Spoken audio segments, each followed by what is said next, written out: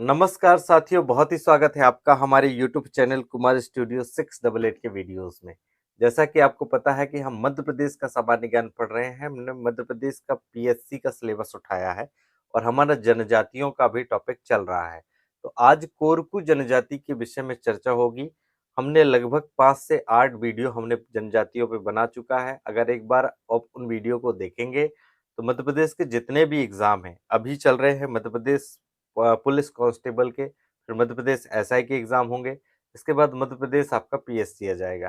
तो इस साल लगभग 1,26,000 की लगभग आपकी वैकेंसी मध्य प्रदेश में है। तो वहां पर आपको इन क्वेश्चनों की जरूरत पड़ेगी या वहां पर क्वेश्चन पूछेंगे तो आपको करने की आवश्यकता होगी। वीडियो को पूरा देखें तो आपको समझ में आएगा। चाहे मध्य प्रदेश पीएससी मेंस लिखोगे तो 11 नंबर का क्वेश्चन जनजातियों से बनता है। 11 का नहीं बना तो 5 का बनेगा, 5 का नहीं बनेगा तो 3 का जरूर बनेगा। तो आज के वीडियो देखेंगे तो ही आपको पता चलेगा, अदरवाइज बहुत दिक्कत हो सकती है। तो देखेंगे कोरकू जनजाति के बारे में। कोरकू जनजाति, यहां से क्वेश्चन आते ही हैं भज्जा। कोरकू जनजाति की विशेषताएं देखेंगे कि कोरकू जनजाति का शाब्दिक अर्थ क्या होता है। इसका शाब्दिक अर्थ होता है मनुष्यों का समूह। मनुष्यों का समूह, मनुष्यों का समूह। वो जनजाति जो मनुष्य समूह में रहते हैं, वो जनजाति के लोग जो समूह बनाकर रहते हैं, उसे कोरकू जनजाति के अंतर्गत रखा गया है। कोरकू जनजाति किस परिवार से है या किस से अपना संबंध मानती है, तो आपको बताना है कि जो कोरकू जनजाति है ये अपने आप को मुंडा समूह से संबंधित मानती है कि हम मुंडा समूह के हैं। मुंडा समूह से है तो डेफिनेटली है कि ये झारखंड वाले क्षेत्र के मूल निवासी थे। इसके बाद मध्य प्रदेश में आए। तो झारखंड समूह की एक और मुंडा समूह की हमने जनजाति पढ़ी थी, उस जनजाति का नाम है कोल जनजाति। तो ये अपने आप को कोल जनजाति से भी संबंधित मानते हैं। तो कोरकू जो जनजाति है, इसका शाब्दिक अर्थ होता है मनुष्यों का समूह। साथ में ये मुंडा समूह ये की जो जनजाति है उसे अपना परिवार मानती है। और मुंडा समूह की ही एक उपजाति है जिसका नाम है कोल, तो उससे भी ये अपने आप को संबंधित मानती है। सभी जो है वो मुंडा समूह की जनजातियां हैं, इसलिए अपने आप को इंटरकनेक्टेड मानती हैं, एक दूसरे से कनेक्टेड मानती हैं। तो ये आपका पहला ही क्वेश्चन हो जाएगा। इसकी जनसंख्या पूछेगा कि मध्य प्रदेश में इसकी जनसंख्या कितनी है। मध्य प्रदेश में टोटल जनसंख्या का क्वेश्चन आएगा तो आपको बताना है इसकी जनसंख्या 5,00,000 2011 के आंकड़ों के अनुसार है। मध्य प्रदेश में इसकी जनसंख्या 5,00,000 है 2011 के आंकड़ों के अनुसार, क्योंकि इसके बाद सेंसस हो नहीं पाया है, जनगणना हो नहीं पाई है, तो ये 5,00,000 इनकी टोटल जनसंख्या मध्य प्रदेश के अंदर है। आगे क्वेश्चन होगा कि ये रहते कहाँ हैं, निवास स्थान की बात होगी कि इनके निवास स्थान कहाँ कहाँ है। तो निवास स्थान में आपको ध्यान रखना है कि ये सतपुड़ा पर्वत श्रेणी मध्य प्रदेश की सबसे खूबसूरत पर्वत श्रेणी है। सतपुड़ा पर्वत श्रेणी में ये पर्वत श्रेणी में मिलते हैं, पर्वत श्रेणी में ये मिलते हैं। तो जिलों की स्पेशल बात होगी तो आपको बताना है ये छिंदवाड़ा, छिंदवाड़ा के बाद होशंगाबाद, होशंगाबाद के बाद आपको बताना है छिंदवाड़ा, होशंगाबाद, बैतूल, बैतूल के बाद हरदा, हरदा के बाद रायसेन, रायसेन के बाद आपको जबलपुर। तो इतने जिलों में लगभग ये जनजाति मिलती है, कोरकू जनजाति। मध्य प्रदेश के सतपुड़ा पर्वतमाला में विशेषकर ये जनजाति रहती है समूह बना करके। मुख्य रूप से इनका जो काम है, जो व्यवसाय है, वो जंगलों पे आधारित है। जंगल से ही ये आखेट करते हैं। कुछ लोग अभी खेती करना स्टार्ट कर दिए हैं, तो उनकी कृषि जो है वो कम है। मैं आगे पढ़ाऊंगा। फिलहाल हम देख लेते हैं कि निवास स्थान इनका सतपुड़ा पर्वतमाला है। इसके बाद छिंदवाड़ा, होशंगाबाद, बैतूल, हरदा, रायसेन जो सतपुड़ा पर्वतमाला में ही आते हैं, इन जिलों में इनका निवास स्थान है। आगे पूछेगा कि ये जो जनजाति है ये इसकी विशेषताओं में पूछ सकता है कि विशेषताओं में ये क्या है। पितृसत्तात्मक है, पितृसत्तात्मक, यानी ये पिता की संपत्ति पे अपना आधिपत्य जमाती है। साथ ही टोटम टोटम प्रथा प्रचलित है। पितृसत्तात्मक है और टोटम प्रथा में ये जनजाति मानती है। टोटम प्रथा क्या होती है मैंने पुराने वीडियो में भी बता दिया है, एक बार और बता देता हूँ।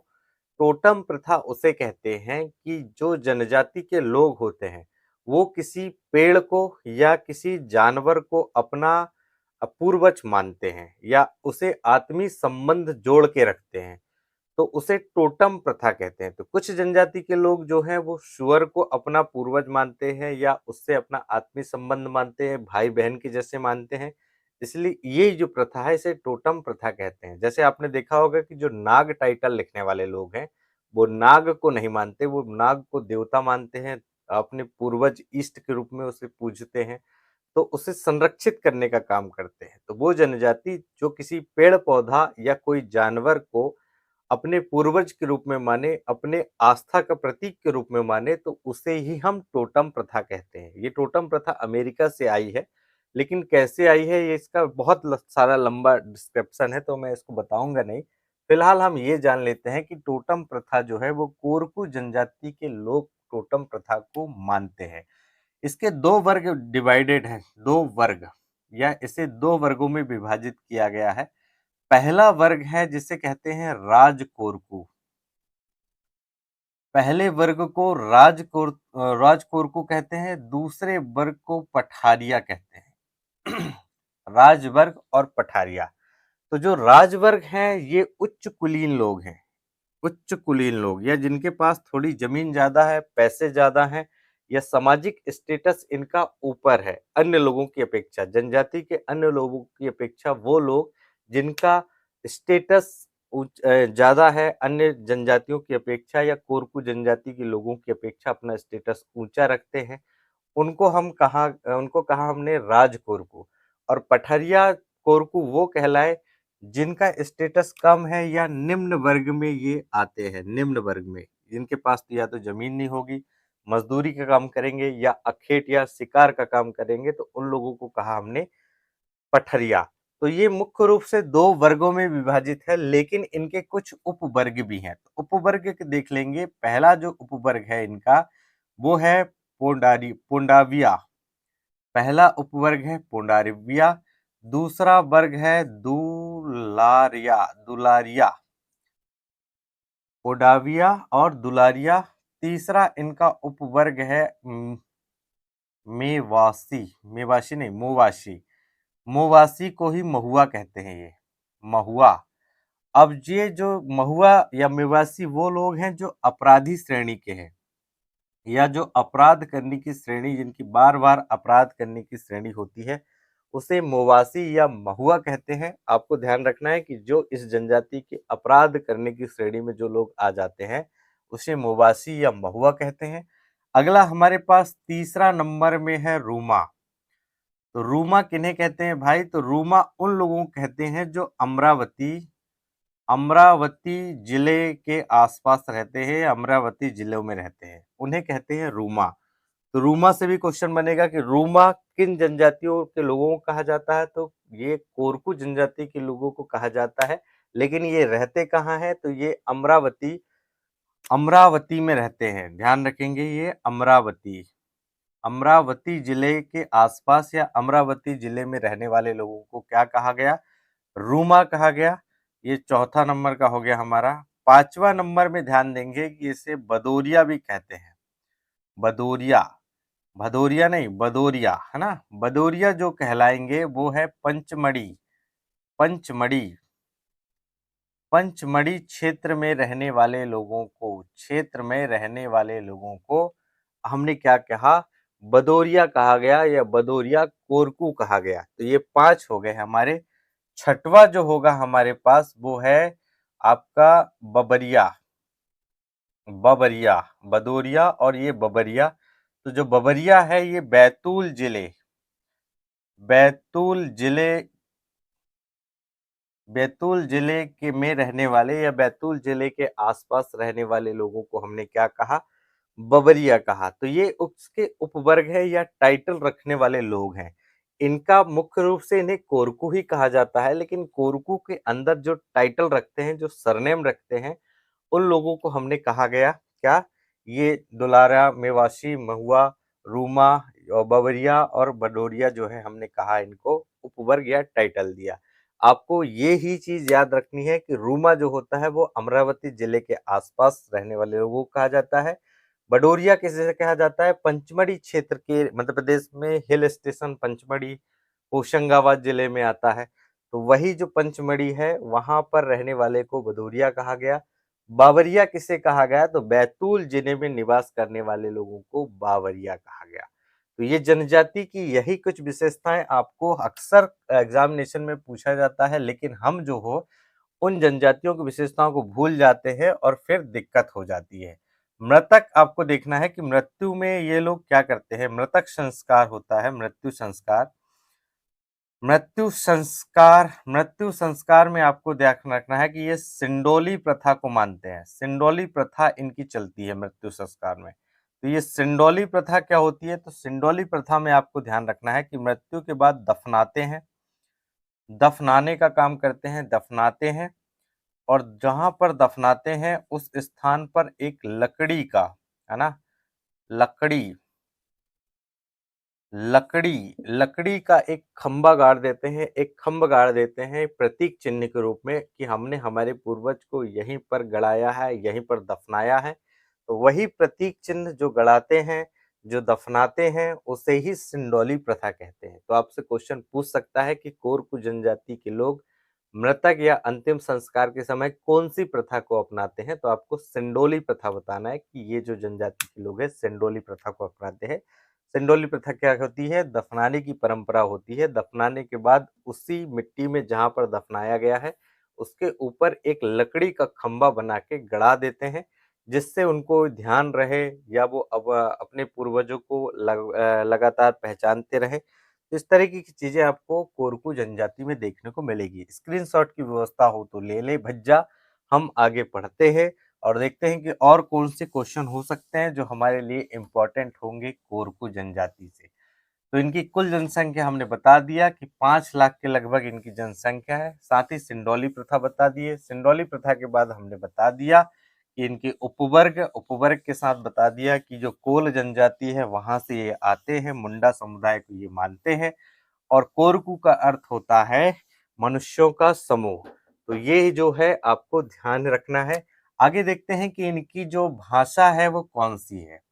आप भाषा कौन सी बोलेंगे भज्जा जी, तो जो भाषा बोलते हैं कोरकू भाषा, कोरकू भाषा बोली जाती है। कोरकू भाषा इनकी है। तो आपको ध्यान रखना है कि ये बात जो करते हैं वो कोरकू में ही करते हैं। इनका प्रसिद्ध नाटक बहुत ज्यादा पूछा जाता है, कई बार पूछा गया है प्रसिद्ध नाटक, कोरकू जनजाति के प्रसिद्ध का नाटक कौन है, तो आपको ध्यान रखना है ये खम्ब स्वांग है। खम्ब स्वांग यानी मलखम्ब के जैसे होता है, खम्बे के ऊपर चढ़ के और स्वांग करते हैं, इसे ही खम्ब स्वांग कहा जाता है। खम्बे के ऊपर चढ़ के किए गया नृत्य या किया गया कार्य ही खम्ब स्वांग कहलाता है। मलखम्ब की तरह होता है। तो ये प्रसिद्ध नाटक कई बार पूछा गया है मध्य प्रदेश के एग्जाम में, एमपी के एग्जाम में ये क्वेश्चन बहुत ही इंपॉर्टेंट है। खम्ब स्वांग है वो किस जनजाति का स्वांग है या नाटक है, तो आपको बताना है ये कोरकू जनजाति का है। विवाह की बात होगी भज्जा कि विवाह जो है इस जनजाति के कौन कौन से विवाह होते हैं, तो पहला बताना है कि लम सेना तो होता नहीं है इसमें। घर दमांद, घर दमांद घर दमांद पहला विवाह घर दमांद होता है। इसे ही जो घर दिमांद विवाह है इसे ही कहते हैं लमझना, या और कुछ अन्य भाषाओं में इसे कहते हैं अ, लम अ, लम लमानो। दो चीज कहते हैं, एक तो देख रखना है कि घर दमांद, इसे लमझना भी कहते हैं, लमानो भी कहा जाता है। और अगला इनका विवाह होता है, बहुत अच्छा परंपरा है, विधवा विवाह। विधवा विवाह भी इसे ये जनजाति अपनाती है। विधवा पुनर्विवाह मानते हैं, पुनर्विवाह विधवा पुनर्विवाह होता है। इसके बाद में जो इसके विवाह होंगे वो जो वही जो होंगे जो अन्य जनजातियों में होते हैं। जैसे यहाँ पर आपको राजी बाजी विवाह देखने को मिलेगा, राजी बाजी विवाह यहाँ देखने को मिलेगा। राजी बाजी विवाह के बाद आपको देखने को मिलेगा यहाँ पर वधू मूल्य विवाह, क्योंकि वधू मूल्य जो है वधू मूल्य विवाह वधू मूल्य विवाह ये हमने कोल जनजाति में भी देखा था कि वो भी वधू मूल्य विवाह करते हैं। राजी बाजी विवाह से तो आप स्पष्ट समझ गए, राजी बाजी मतलब लड़का राजी लड़की राजी तो का करेगा काजी। वही बात है कि राजी बाजी विवाह में दोनों जो आपका वर होगा और वधू होगा दोनों राजी हो जाते हैं शादी करने के लिए, तो पारिवारिक लोग उनकी शादी कर देते, तो वो राजी बाजी विवाह है।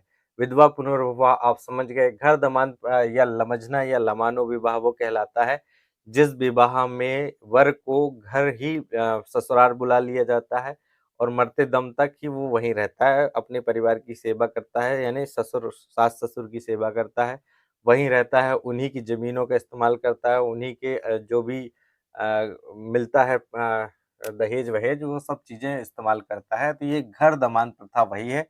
इसे लमजना भी कहते हैं, लमानो भी कहते हैं।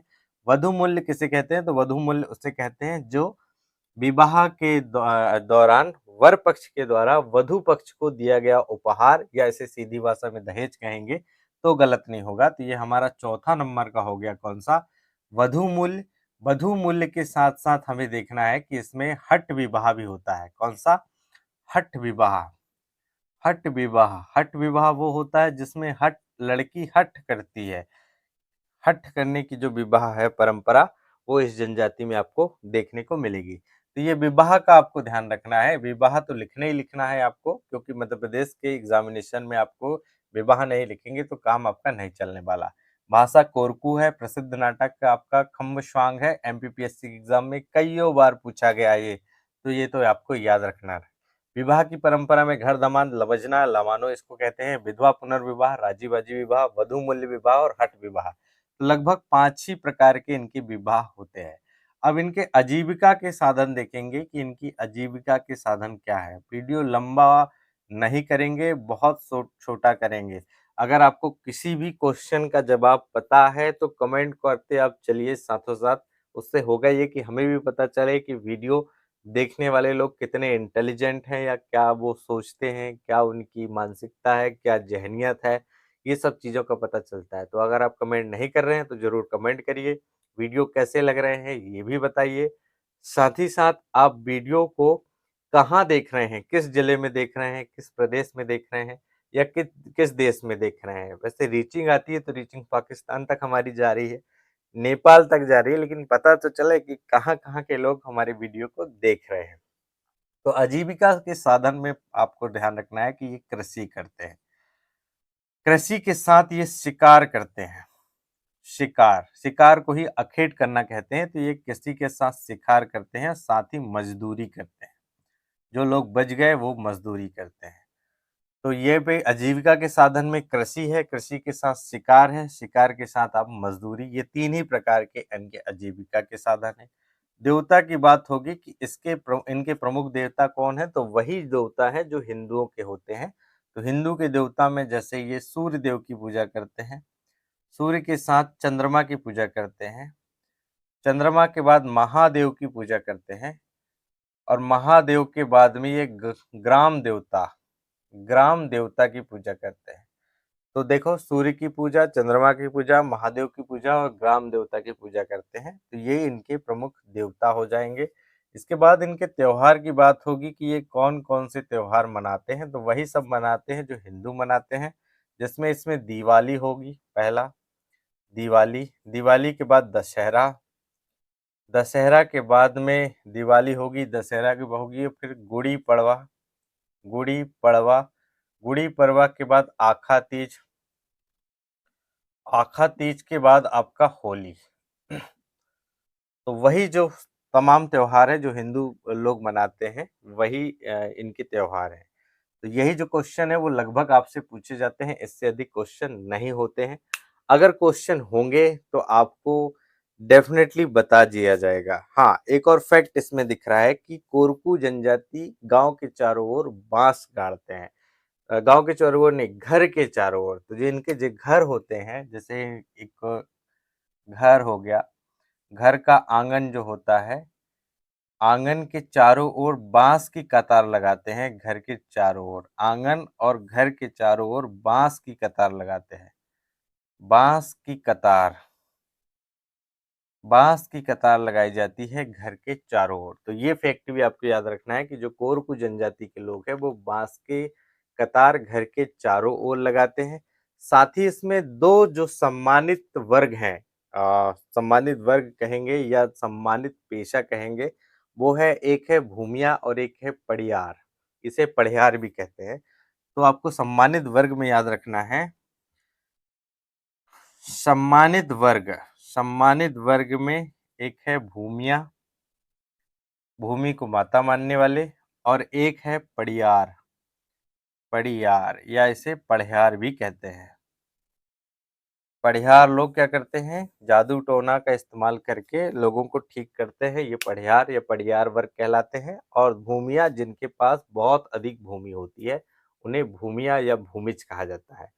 तो ये दो ही फैक्ट हैं जो मैं भूल गया था आपको बताने के लिए। पहला सम्मानित वर्ग भूमिया और पड़ियार, और इसे आपको सम्मानित वर्ग के अंतर्गत रखना है। सो वीडियो कैसा लगा कमेंट बॉक्स में जरूर बताइएगा। साथ ही साथ अच्छा लगा हो तो चैनल को सब्सक्राइब करें, पहली बार अगर चैनल में है। और अगर अपने साथियों को भी वीडियो से लाभ दिलाना चाहते हैं तो वीडियो को एक बार जरूर शेयर करें। अगर वीडियो को देखते समय एमबी ज़्यादा खर्च हो रही है या मोबाइल का डाटा ज़्यादा लग रहा है तो वीडियो को फास्ट करके देख लें, जिससे फास्ट करने से आपका वीडियो बहुत जल्दी खत्म हो जाएगा, आपको देखने में भी आसानी होगी। वीडियो की क्वालिटी की बात कई बार कमेंट आता है कि वीडियो की क्वालिटी इंक्रीज नहीं है, तो जो आप 144 पीपी में देखते हैं उससे बढ़ा करके आप 360 पीपी में देखें, या कोस अगर आपके पास नेट बैलेंस बहुत अधिक है तो 1080 पीपी में जरूर देखें।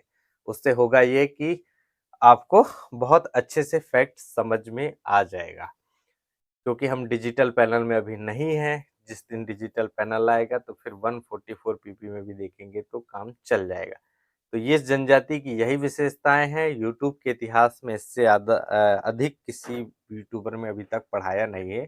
मैंने भी 2-3 वीडियो देखे एक दो लोगों के। तो I think it's enough for today. अगर वीडियो अच्छा लगा हो तो हम बार बार कह रहे हैं, please share it. Thanks for watching, keep watching and keep supporting me. Have a nice day.